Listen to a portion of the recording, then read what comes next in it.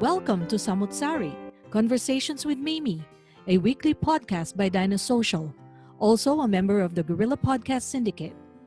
Samut Sari is where we can show that ordinary people do extraordinary things.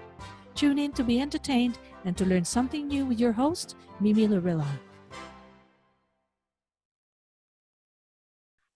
Hello and welcome to Samut Sari, Conversations with Mimi, a podcast featuring hot topics and other topics of interest for both women and men alike.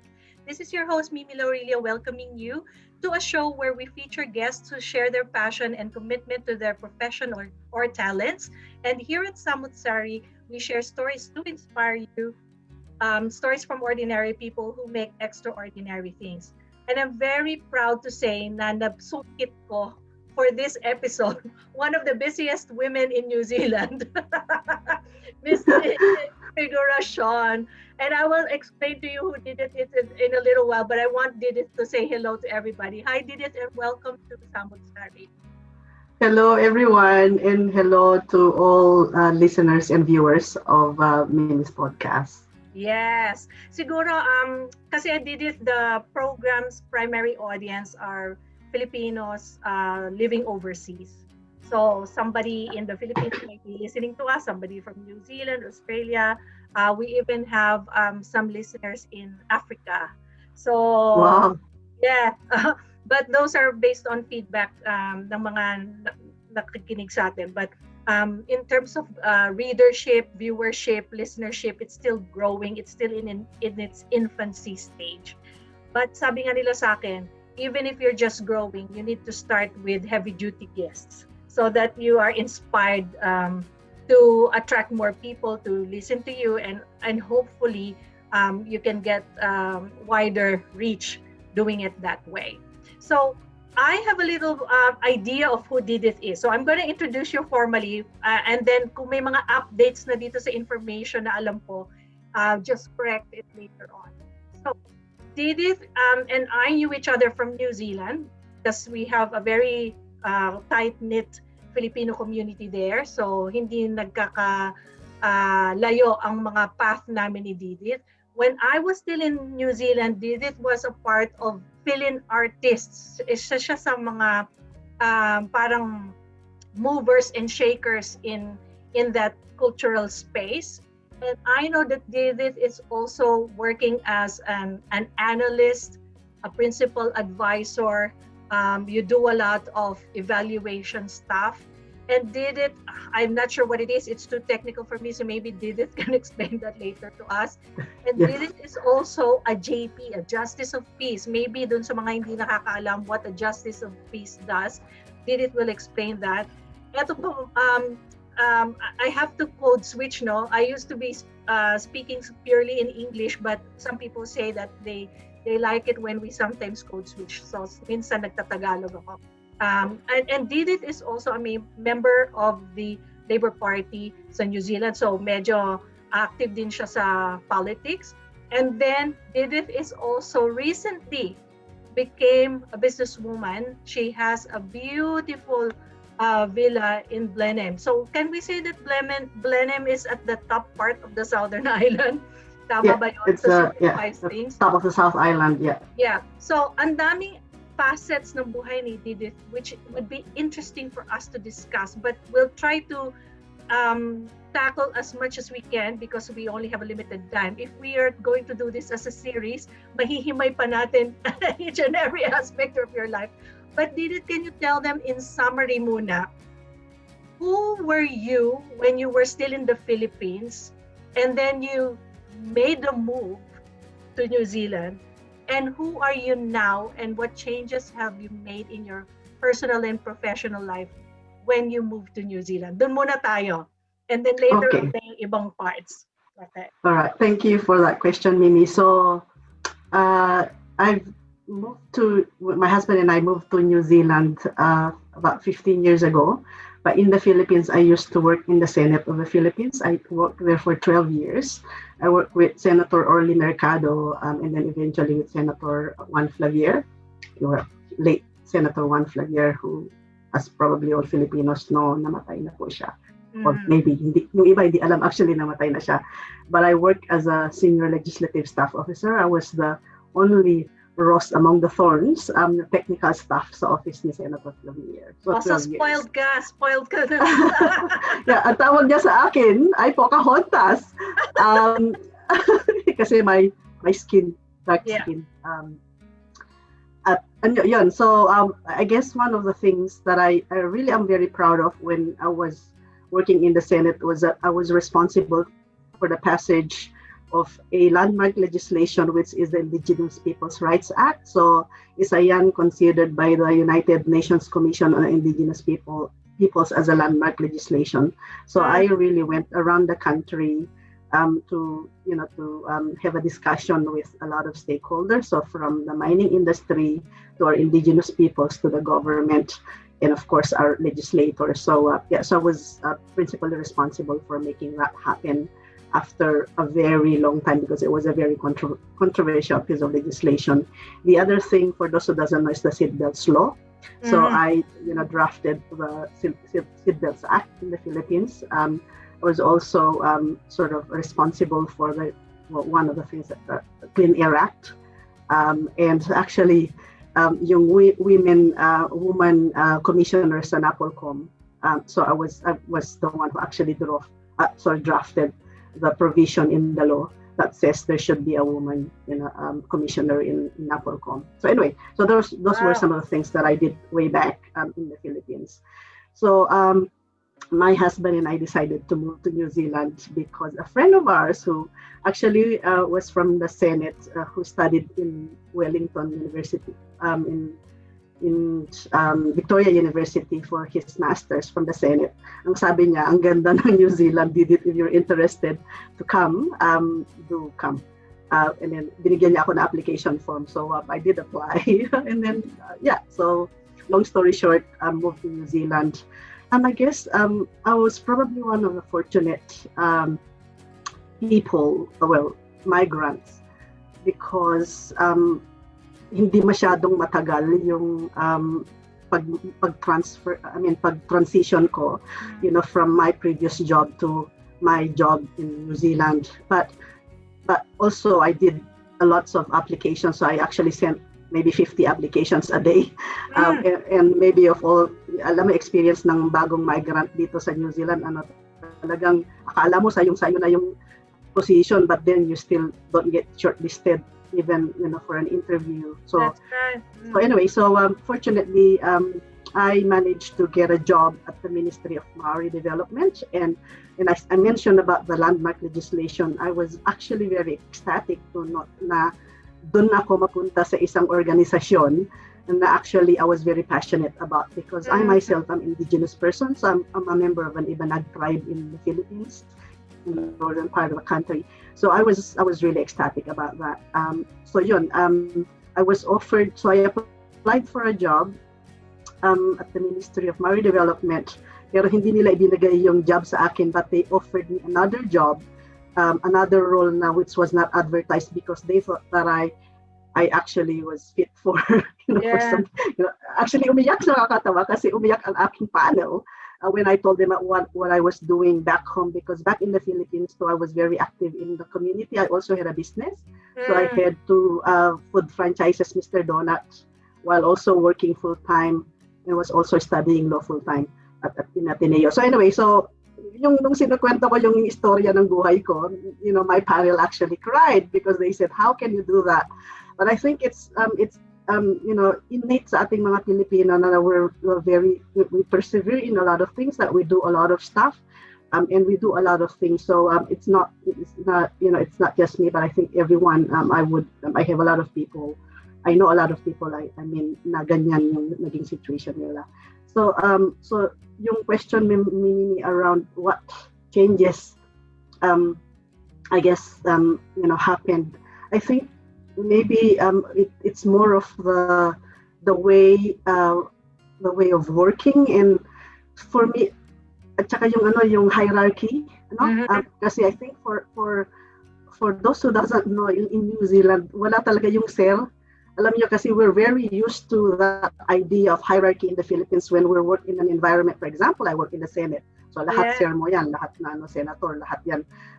Pagdating ko dito sa New Zealand, tatawagin mo ang boss mo na on their first name basis, which was really unusual for me, but that was really cool. The other thing was because of my work in the Ministry of Maori Development, I already was able to actually interact with members of Parliament. And I even had a job. I was even seconded to Parliament for a specific job too. So, and then from there, yun nga, sabi ko parang yung mga members of Parliament, like senators, congressman natin doon, dito wala, you can just see them, on the road, and you can just talk to them directly. So that is one of the things that I thought like was a very sort of a cultural shift. Yes. But I guess the other thing, it's not a change, but I think kung gusto mo talaga umusad ang relationship or it's very important to actually build relationships wherever you are, even in the Philippines, but more so here. So alam mo, nung nag-umpisa ako dito, I attended a lot of meetings ng council o kung sino man na nag-organize na I really joined because I wanted to know a little bit more about what's happening in my locality, in my environment. So ganyan, and I think that's where I've actually managed to move from many different sort of roles and different sort of organizations within New Zealand. Yes. I can tell a lot more, but I think you may have other questions. That's okay. Of course, any little single thing that my guests usually tell me, sumasangayan sa iba't ibang mga tanong. Parang naaatat ako, hindi ko alam kung anong uunahin kong follow-up question. So it appears to me that your work in the Philippines had not really digressed doon sa ginagawa mo ngayon. Kasi nandiyan ka pa rin sa parang legislative space, yung mga parliament. But what about your work as an advisor? What exactly does an advisor do? Yes, okay. So yung position ko nung umpisa ako nagtrabaho was with the Ministry of Maori Development, and then eventually I've moved to the biggest ministry, which is the Ministry for Business, Innovation and Employment, so super ministry. I think 5 ministries amalgamated into one. So ang role ko is an analyst advisor.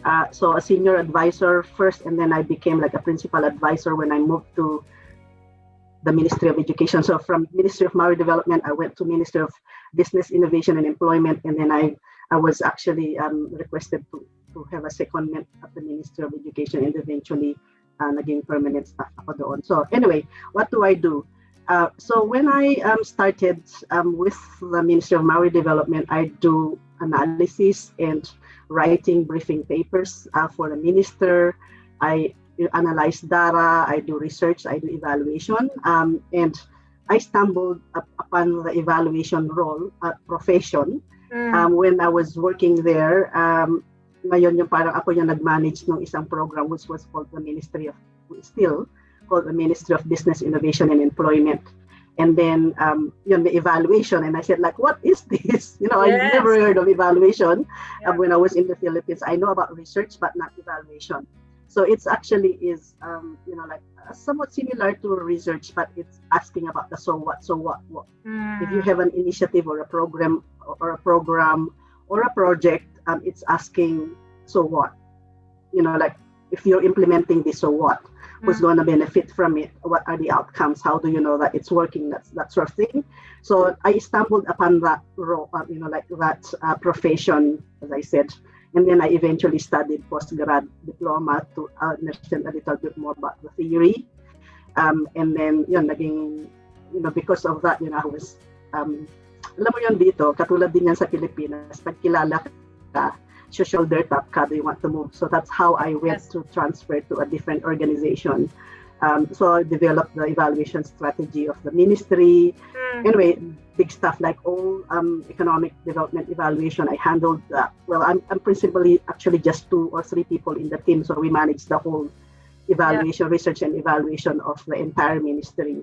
And then, sabi ko, shoulder tap ako ng isang manager because I was very active in the profession. Shoulder tap ako, sabi ko, gusto mo pumunta dito. So sabi ko yes because I was Flexible already ka. working. Yeah, I was already working for 9 years in the Ministry of Marlborough. So Yes. yes, I have to move somewhere else. And so That's right. yun nga, nagpunta ako ng MBIE. That's the abbreviation for the Ministry for Business Innovation and Employment. And then because of, so I did something like a really big thing when I was at MB. I coordinated the work program for the entire public sector around the year of evaluation. So 24 government agencies to come together and deliver, something, to the public around what is evaluation 101 training. And then I, at that time I managed to get, the finance minister and all the chief science advisors to come and participate in all the activities. So because of that, I was again shoulder tap to say, baka gusto mong maging board member ng Aotearoa New Zealand Evaluation Association, which is the professional body of this profession in New Zealand. So I said, why not? So I did join, and then eventually I was also elected as a board member after my short term. And then yun, sa Ministry of Education, again, nag-move doon yung aking manager, and then sabi niya, tama ka. Gusto mo dito. Sama ka. Ganun lang yun. Actually, katulad din yan sa Pilipinas. Yeah, so, but I'm surprised, Didith. I'm surprised that because of your story right now, what you're telling me, I'm surprised that yun nga, like sinabi mo, Filipinos have this tendency to really be flexible in a working environment, lalo na yan overseas na yan. Although you have moved to New Zealand permanently, nakikita pa rin na we are always open to opportunities, and we are always open to trying new things, and you were a testament to that. And hindi ka masyadong parang nakafix na since comfortable ka na sa isang area, dun ka na lang. You want to really learn as you try those different things and grow professionally by doing that. So that's your parang serious working life. But I know that you and Clark are very active then in the Filipino community space. And like what I said a while ago at the beginning of this program, na yung Philin Artist is yan sa parang mga baby projects mo. Are you still active in that space, or meron ka ng ibang pinagkakaabalahan? Are you involved in another community work at the moment? What's your community life like? So, yung Philin Artist, which is a Filipino artist in New Zealand, was actually, just give a little bit background around it, because as migrants kasi, pagpunta natin dito, we also want to showcase our culture, sa ating sa wider community. So the reason why that was formed was precisely to do that. And second is for our own children, the Filipino children who already grew up in New Zealand, who doesn't know much about their culture, to sort of promote that within the community. So that was the purpose of that. So yung maraming mga activities na ginawa namin, like even the ukulele, group for children to play Filipino songs on ukulele, perform in Parliament, in National Library, in a lot of venues, So yes, I was because I've moved here, so sort of no longer very active in that space. But aside from the Filipino community, I also was a co-founder of the Society for Southeast Asian Community. So not just a Filipino, but Southeast Asians. Yeah. And then naging very active din ako sa women's group. Was a program coordinator for the National Council for Women. Anyway, there's a women's group. Yeah, it's a women's group. Yeah. It's a women's group, and then eventually a lot of groups pretty much in Wellington at that time. And then you mentioned about the Labour Party as well. So yan dyan sa Wellington, and then dito we've just recently, I'm sure we'll be asking later, already started for the group, a Filipino ukulele group. In fact, we went around doing caroling, in rest homes here in Blenheim, because we were trying to promote the culture. It also was our fundraising. So I've done that in my, in how many months that we've been in Blenheim. So anyway, so yun yung ginawa ko. Was very active in so many organizations, because I think what we should do as migrants is not just stay within our bubble. I think we should grow go out there and promote our culture and also imbibe the culture of others. Kasi yung social cohesion can only be achieved if we work with many different cultures. We're a very multicultural country in New Zealand. So yun yung I think we should be doing a lot of that. I don't know if you want me to talk about the Labour Party. I know it's one of just the a little questions. bit. I want to have a follow-up. I'm a bit curious how you ended up becoming a part of the Labour Party because syempre ang sistema naman ng Philippines iba sa sistema ng New Zealand. So what's a brief history about you joining the Labour Party and what's your role in the party itself?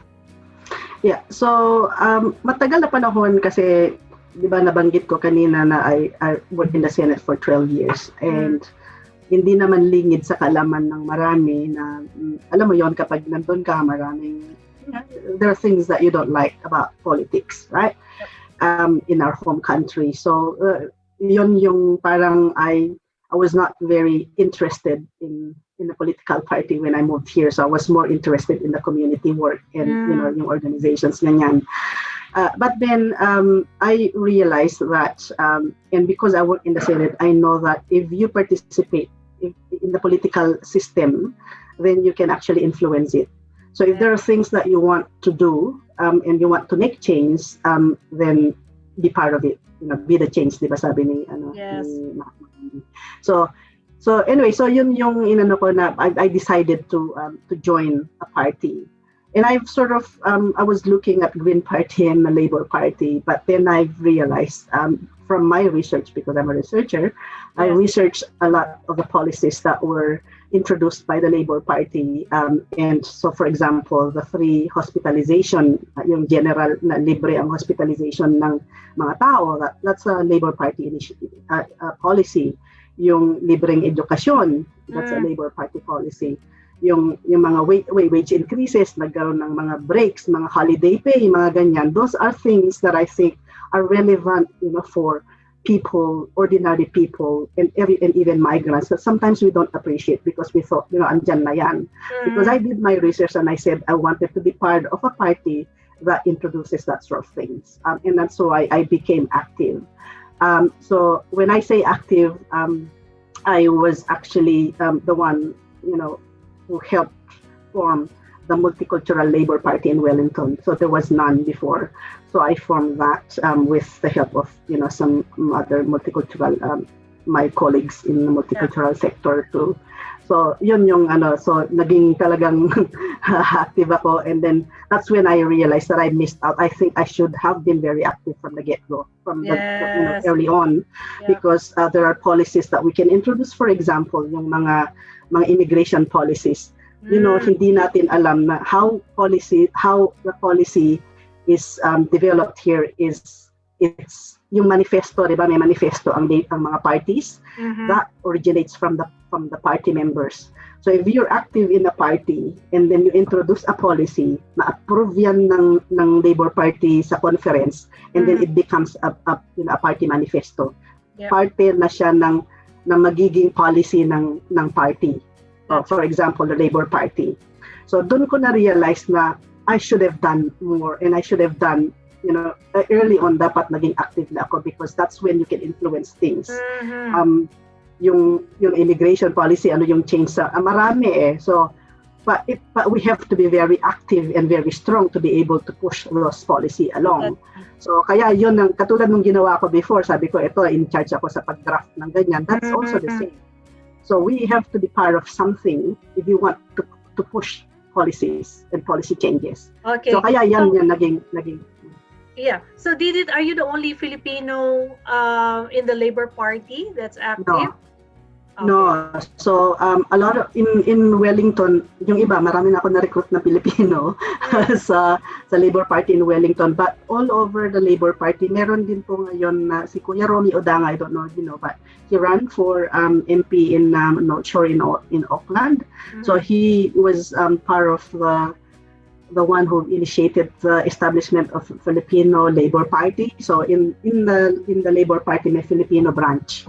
Aside from yung sa multicultural branch. So yung anyway, so yun, so may mga active, marami active active sa Auckland, and then may mga active, pero yung parang super active mabilang mo. One of which is Maricel, who's an immigration lawyer, and she lives in Auckland. She's actually siya yung policy chair ng policy ng Multicultural Labor Party.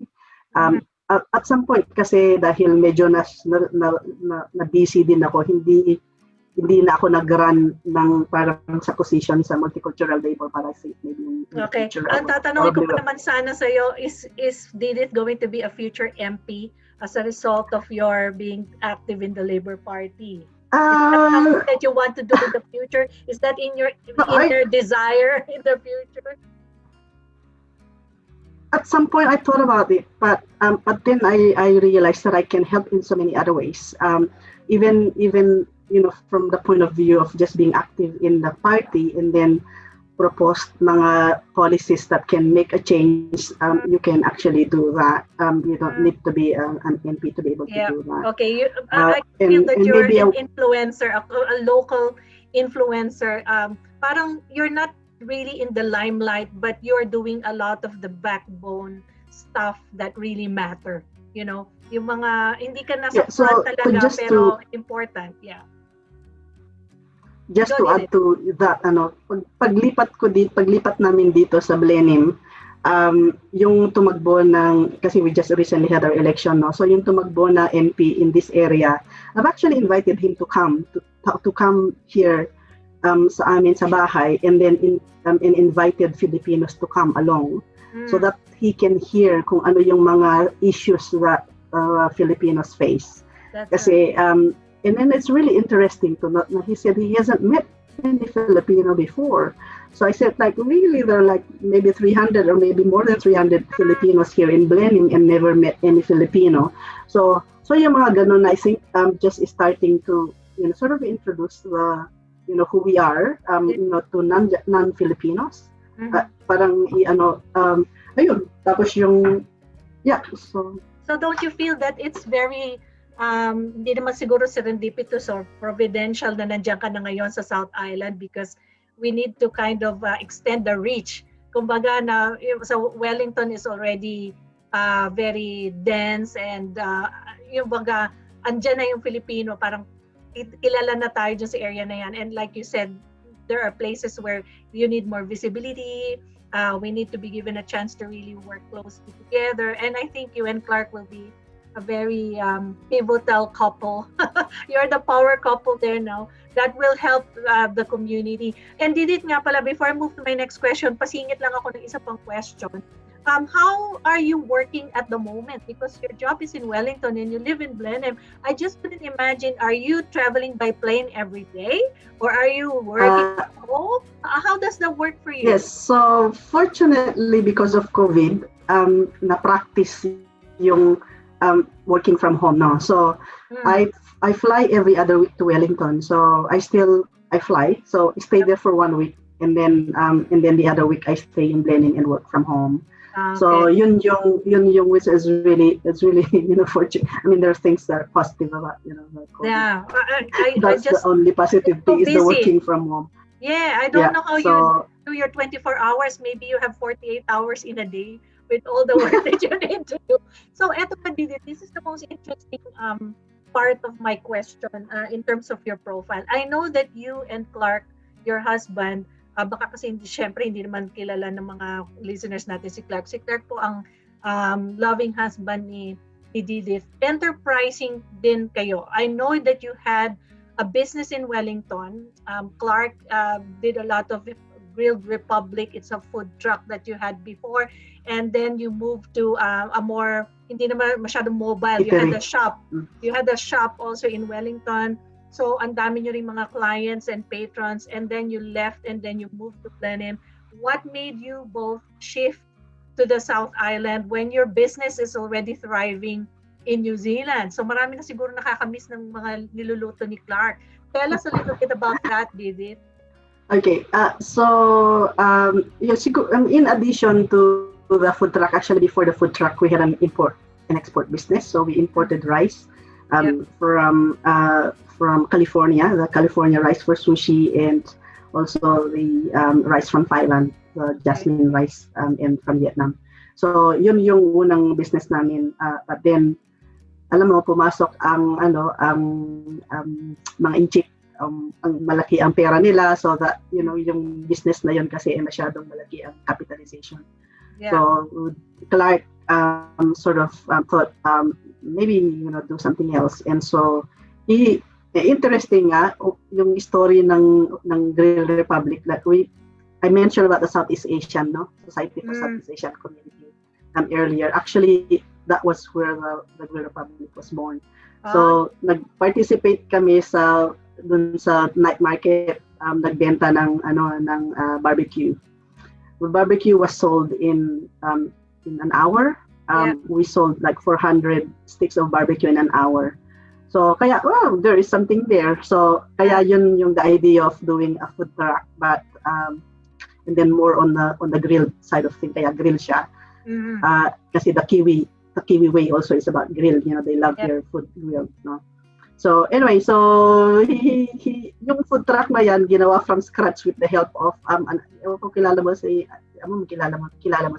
Ate Lisa, anak niya.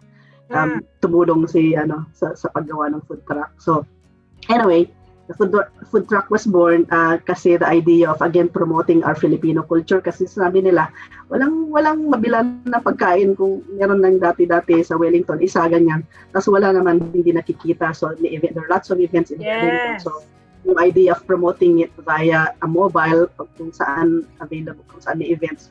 So yun, naging parang hinanap-hanap yung pagkain Filipino, na-promote siya, and then there was an opportunity to open a shop, an eatery inside the cinema in Courtney Place. Yes. Sa Reading Cinema, but merong earthquake kaya nawala yun, and then so we moved to Johnsonville.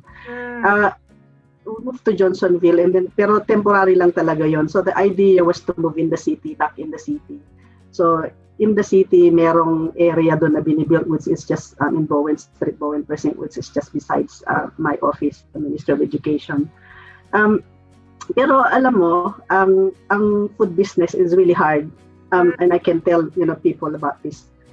It's very hard. It's really hard work, and alam mo yung minsan yung relationship mo parang nagsasuffer, because of wala ng oras. Wala na, I can imagine. Each other kasi masyadong busy. Intense. Labor intense yung food industry. Yeah, labor intense, ganyan. And then so we decided to sell the food truck. And then yung bumili is from Blenheim. Blenheim. So kaya yung parang we followed the food truck. So and then nakita namin, parang inisip namin na siguro bibili ng kasi dito maraming workers sa Blenheim. So, temporary workers working in the vineyard. So, inisip namin bibili ng backpackers or hotel, parang temporary accommodation, ganyan. So, yun yung idea, and then this came along. Nakita nalaman namin ito, and then long story short, we fell in love with it. We initially was managing it as a bed and breakfast for owner. Yeah. Yung manage namin, but we rented it, and then we managed it for Airbnb, and then nalaman namin actually binibenta pala. So binibenta. So yun, took the opportunity to buy the property. So, it's all divine providence. It's not even planned. I'm so surprised, and I'm really happy for you and Clark did it. But imagine from being in the busy hustle and bustle of Wellington. Alam mo naman na it's one of the smallest cities in the world. And then you live in a sprawling, how many acres of land na parang wala kayong kapitbahay dyan. Nakikita ko. I think you need a space to really get away from it all. And it probably helps you concentrate then in the work that you do. Plus, nagsisimula na kayo ni Clark gumawa ng mga events. I think you've started your high teas, and it's you said in your Facebook page, and I'm following that it's gaining traction. And I'm going to help promote this because that's an untouched, uncharted part pa talaga of New Zealand. Hindi masyadong marami, hindi katulad ng Auckland, nandun na lahat ng mga turista, no? So in your experience so far with your villa and getting guests, is it a good endeavor to really open your home to that kind of a business? Oh, alam mo, so I did mention that we were managing this villa before COVID, for the owner. Well, actually, the second owner, not the original owner, because eventually we bought the property from the original owner. Alam mo, yung talk about the tourists, at that time, kaya namin na-realize na actually there is money in this sort of business is almost every day we had guests from all over the world, like all over the world, like Germany, Italy, US, Australia, Canada, wherever. Talagang, and it was just via Airbnb lang, yung listing namin, Airbnb lang. Tapos, yun na nga, sabi namin, and then, we will decided to buy it. And then COVID came along. We only opened actually the villa temporarily, parang pinarent namin yung mga rooms for when we bought it before during the COVID days. Tapos nung nag-open na tayo na kami dito ng alert level 1, so nag-okay na siya, we opened it up for booking. And then because I think the good thing about New Zealanders is that they travel not because they can't travel around the world. They now try to discover their own backyard. So busy kami.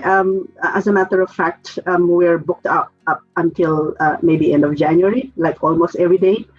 Booking. Tomorrow may booking kami na 10. So and then yun nga na-realize namin na Clark is a chef. I'm an events sort of person, events organizer. I do that sort of thing. Why not, combine the two together and not just do accommodation? And maybe it was divine providence that I was actually collecting when I was in Wellington. I was collecting a lot of crockeries, like the Bon China crockeries ko. So meron akong collection of 100, teacups and saucers. Diba, hindi ko yung pictures ng mga collection mo kasi natutuwa ako sa kanya. So you're making use of all your collections at Wellington. Not realizing that, correct, not realizing that it's actually maybe meant, to be na nandun yung collection ko so that when I'm here, when we bought this property, we can actually do the high teas. Back in Wellington kasi actually when I was a social club chairperson of the Ministry of Education. So nag-organize ako ng high tea. I bring all my stuff and then mag-high teas. Mag-high tea, mag-organize ng high tea. So, yun, sabi ko, nag-research ako dito, there was really nothing in Blenheim, around that, meron sa Picton but not in Blenheim. Yeah. So, yun, sabi ko ng ganyan, why not? And then, so what I just did was to just post, the events in the Facebook, on Facebook page lang. In a matter of, in 2 days time, yung first event, high tea event natin in 2 days time was fully booked in 2 days time. So, gano'n siya ka, I just sent. Popular. Hindi Pilipino. Like, majority are non-Filipinos. May grupo na Pilipino, but non-Filipinos attended it. Because of that, yun na, nag-multiply na. So, sabi nila, pwede pala kayo ng event. Like, kasi nga, sabi namin, pwede rin kami ng events. Like, we can hold weddings, we can hold birthday parties, and parties, na ganyan, or Christmas party. So, yun na yun. So, since nagtuloy-tuloy na yan, so every month yung high tea, and then yun nga, meron na akong mga like series of high tea Christmas do, like yung Christmas functions, and then yun na, meron na ding yung may law firm na dito sa local na asawa, yung may-ari ng law firm, asawa nung isang nag-attend ng high tea, tapos and then yung Lions Club, para yung Women Lions Club, Beaverton Women's Lions Club, yun, nag-high tea din sila. And then next week, meron kaming, and then may Filipino din na nag-hold ng birthday party dito. And then next week, meron din kaming yung countdown, yung supermarket, like yung countdown. Supermarket dito, yung isang division, they will be holding their Christmas party here. And then meron din yung christening ng Fiji o ba, Samoan ba group. Yung mga ganyan. So nag-expand na talaga siya. So it's just really by word of mouth. And I think that's the best thing is, as I said, it's really the best advertising.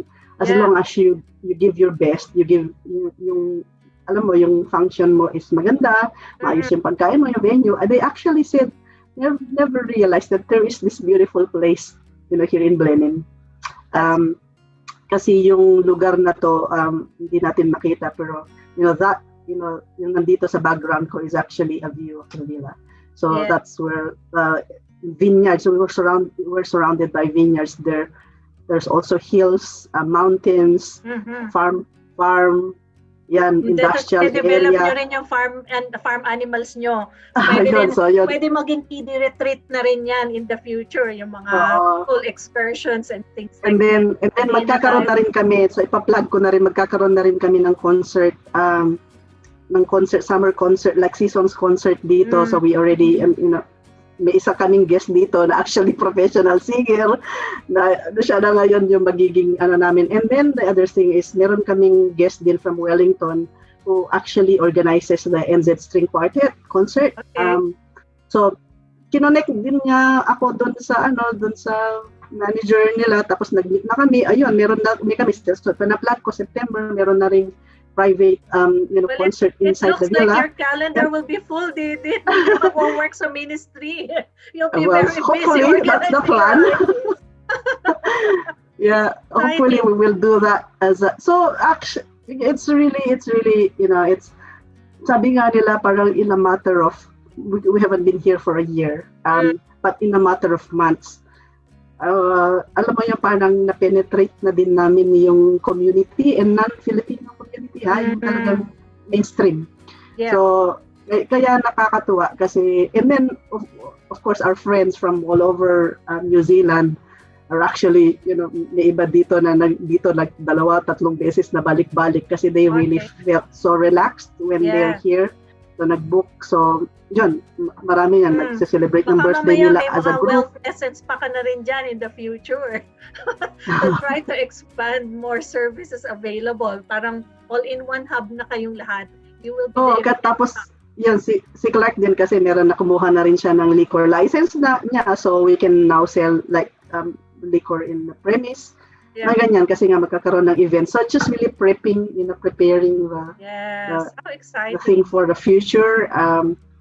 So things are expanding and originally ito ay parang accommodation lang, but now people are seeing this as a venue for events. So last weekend nagkaroon kami. And then I realized actually kaya palang more than 100 people. Wow. So we had more than almost 150 people here last weekend. We had a Filipino gathering. We had games like Pinoy games, may ganyan, food and everything. So it was good. So I know you mentioned something about earlier about why are we here? And I think in terms of promoting the Filipino in Blenheim area. I think I do think that I have a role to play, and Clark and I have a role to play with that. Kasi you mentioned about the JP, so I've already started sort of joining the JP association here. The local, was a Wellington member, but I've moved my membership to Marlborough, which is the region where Blenheim is located. So yun, nag-join na ako. So I was the only non-Asian, non-white. Doon sa grupo na yon na JP, and the youngest by far.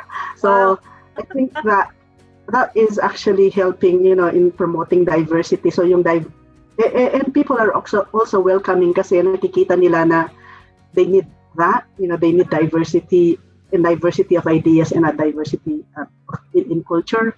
So so I will be 100% sure I will be very active.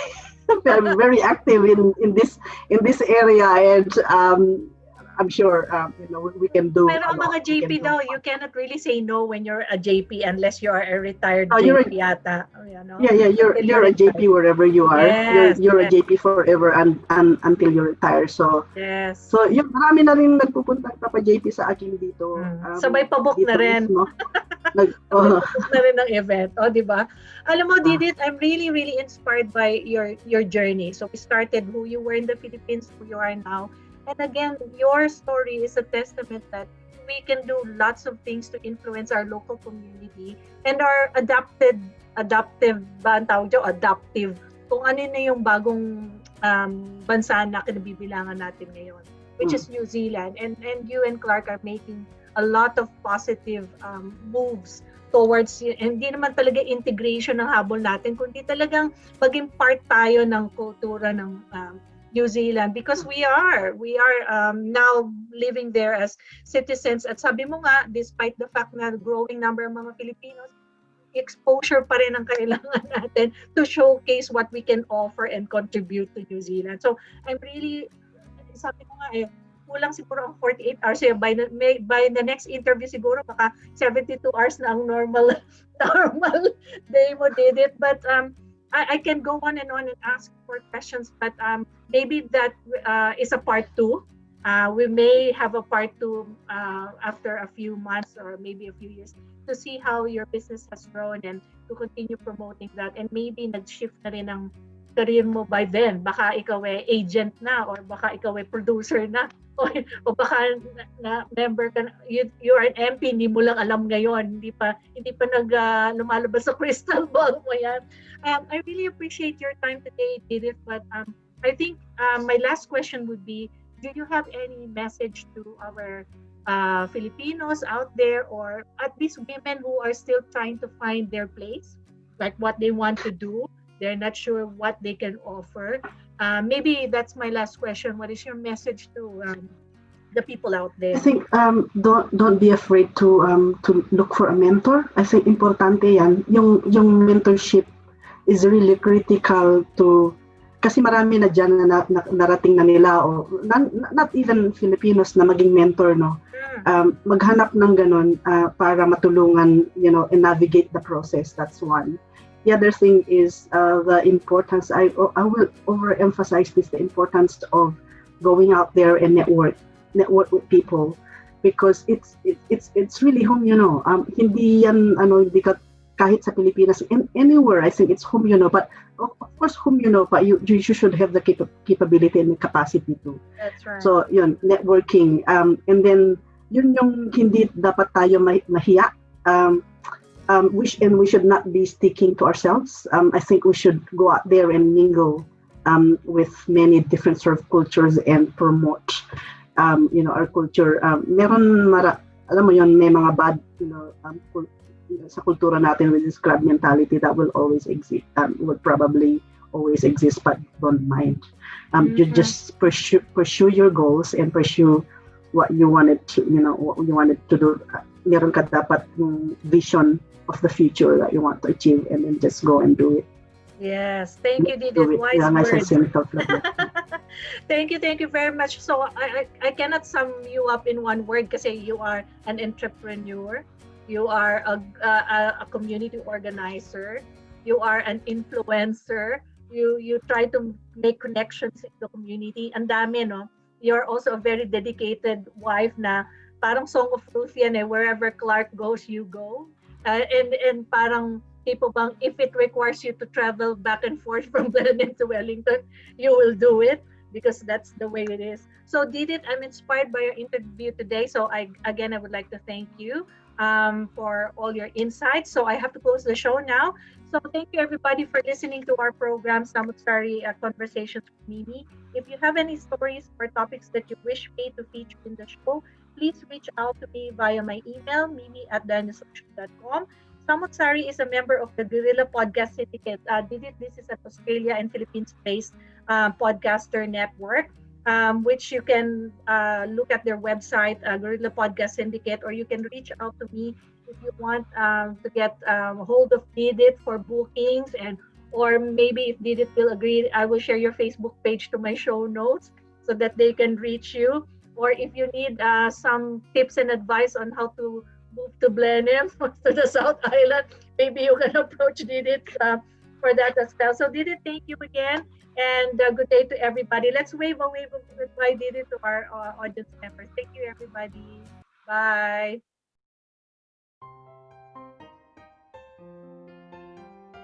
If you find value in this episode, make sure you like and subscribe to be notified of new releases.